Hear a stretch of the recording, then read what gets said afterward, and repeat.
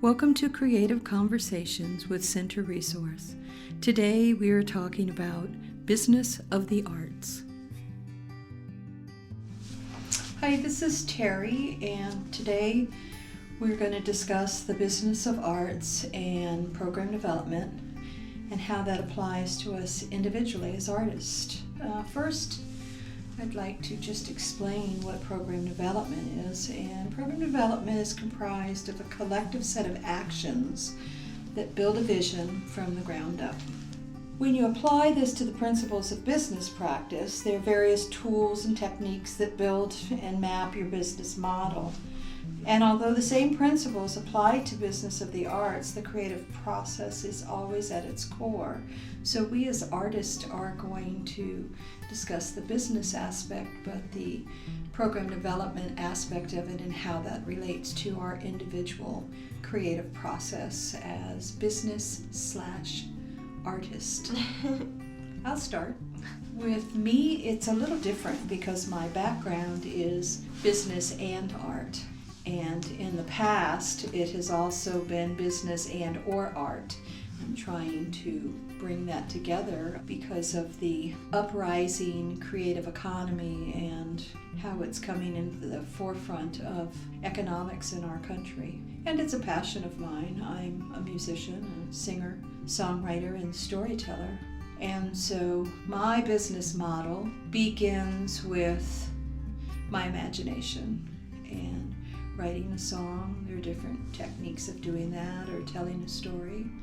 But the end product for me in the most recent years and where I am in my life today is to help promote what we do here at Center Resources. It's examples.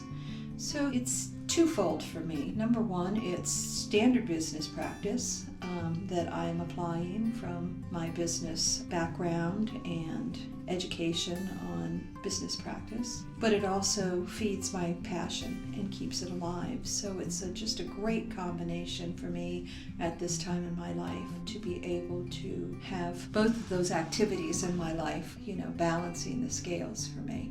The program development part of it is, I would say, just actually writing the songs or the stories and how that's going to apply.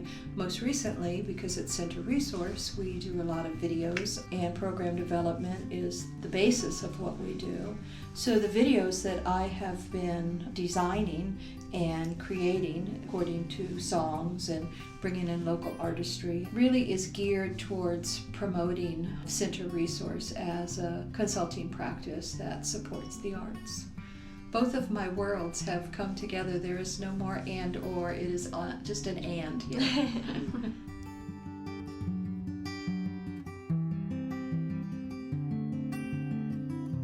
Something that I'd like to talk about or that I could add to the discussion is when I had created this video called Creativity. The intention of the video was for a website, for an arts and education website, the Pathway Center. And I wanted to show the children having an experience with music and the arts. So I knew there were some components that I had to have. Had quite a few children there for the day. I brought them into the studio. I had to have a videographer. I brought a choreographer in. And I wanted to, as an example of the process, have the children come and not know the song at all. So they came and I actually taught them the song together. But it was such a fun process, and that is program development for me. That says it all. That's what I love to do, and it's great sitting right there on the front page of the Pathway Center website. Check it out, Creativity.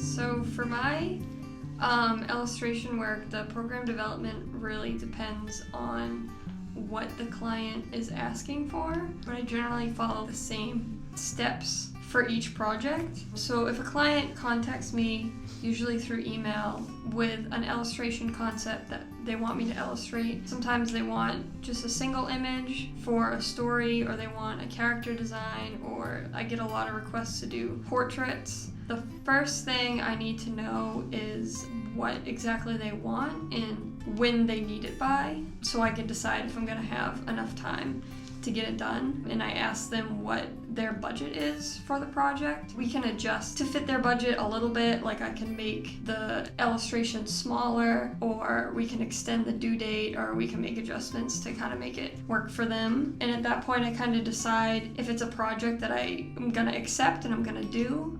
So once I get all the information on the concept of what they want me to illustrate, usually my first step is doing research on the concept if I need to do that, and getting references to work from. And I try to do at least 2 sketches that are variants on the concept that I can submit to them. And once I get an approved sketch, I start to work on the final illustration. So if it's a color illustration, that would be actually putting the color in and painting it if it's a painting. And then I'll submit that image to them. So I kind of follow like the same basic steps for each project that I get, even if the projects are a little bit different.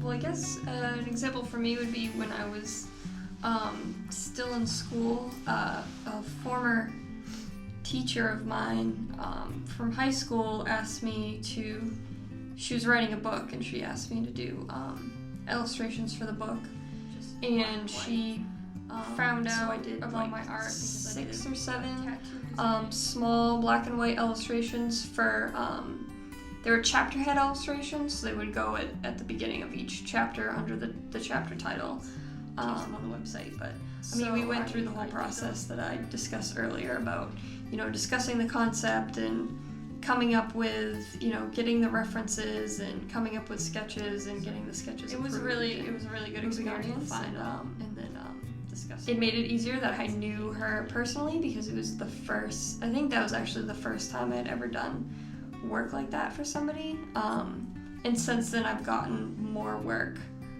from people that have seen those book illustrations. So it was good.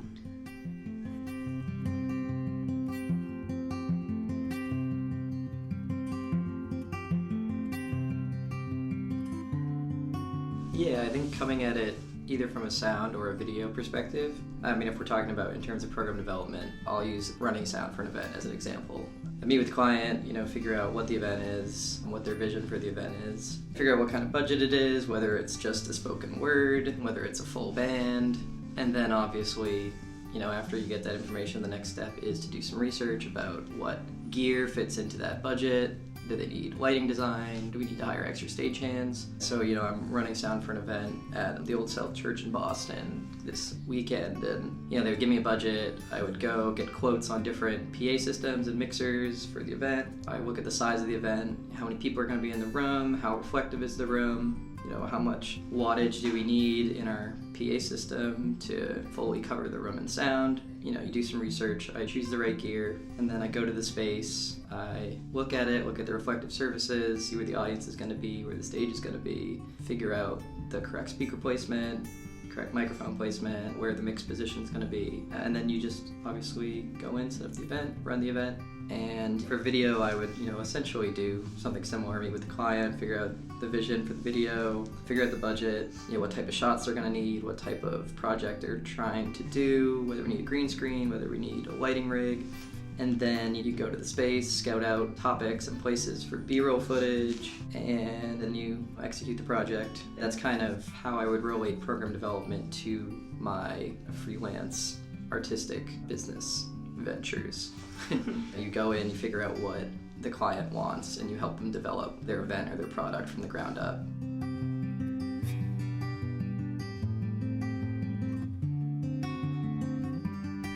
I worked on a theater production. I was helping to develop the program. I wasn't the lead producer of the event, but it was definitely the most technically challenging show that I've ever the actors seen or been a part of. 2 different 5-string electric flying V violins on stage, and she also had a keyboard where she would loop drum beats and play piano. It was just very interesting to see somebody have a vision that was so elaborate, and all come together with a big team of people. Somebody running fake snow into like fans that were in the wings. Each actor had a microphone, a backup microphone, in-ear monitors. There was a banjo one of the actors played that had to have a wireless microphone, and there's a green screen backstage. There's fog machines and technical difficulties of trying to set the show up. Now that's program development. Yeah, that's program development right there. But we, it all came together, and it was a great run, and it was a lot of fun.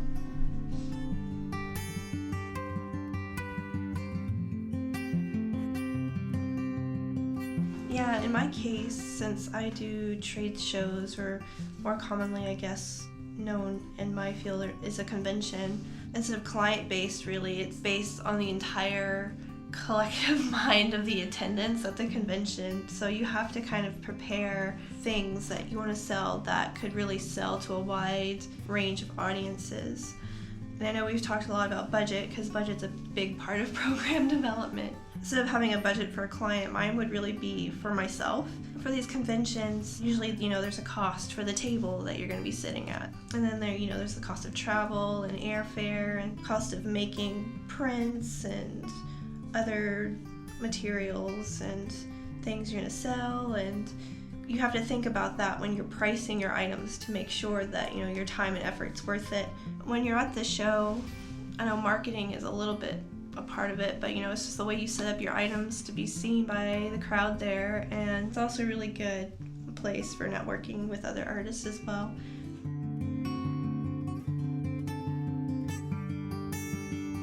When we were making the artist video, we needed a community scene. That the creation of that entire piece that I did for the video, I think it took like 5 hours, something around 5 hours or something like that. And it started, seeing a community, something everyone might have seen in, at some point in their lives. Just a little small town, kind of picturesque, that could really relate and resonate with people. It was a joy to draw it. Had a lot of fun doing it.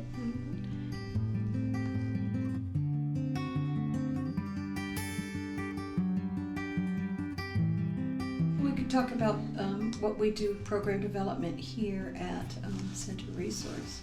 I know with visual storytelling, working with clients, bringing them in and working with them to actualize their vision of what the story is that they're trying to tell about their product or their business, and how we all bring something to the table with that. I know with me, my business background is very beneficial to that, because there are tools and techniques that will actually help the development of the business part of it, which is just as important as the creative part. Sometimes with artists, we want to just be with our passion and our art, or our music, or our dance, whatever it is that we do. It can consume us, but if we want that to be a supporting factor in our life, then we really need to consider the business part of it and how to seriously apply that to what we're doing as artists. I want to be clear, here at Center Resource, we are not marketers. We will take something from the ground up, put it together, whether it's a story or whether it's formulating a vision or creating a project. But then when it comes to the marketing piece, which is another aspect of business, we suggest different individuals or companies that could help our clients. We stick to the actual development and the creative process. And as artists, that's one of our greatest strengths, and what we bring to the table as a consulting practice for the arts. So we could talk about the last video we did, Building Community Through the Arts, which we actually did for center resource, and I know my part in it was to write the narrative and to find a balance between statistics, general knowledge, business practice, and creativity, to sort of bring that into a dialogue where the rest of us as a team could then take a look at it and formulate the actual video. Yeah, I know that Terry had a vision for the backing track too to be on the video, and we used our studio to record the hand drums, we recorded the vocal overlays, the auxiliary percussion overlays, we mixed it down. We had a vision for drawing a community scene and then intersplicing that with statistics as well. So we enlisted our two artists, Emily and Amy, and one did the community scene with watercolor, the other did the statistics and the accompanying graphics with that, and then we filmed the whole thing and we put it in time lapse and we mixed it with the audio and the narrative. So really it was everybody on the team contributed their own skills to the project, and as a team we took this vision from innovative strategy to a concrete reality. It was interesting for me working with two artists and both of them bringing just such important pieces to the table. Having Brett here who could do the audio and video, and then to have it all brought together in a collective vision. And this is what we do for our clients as well. It's a great life.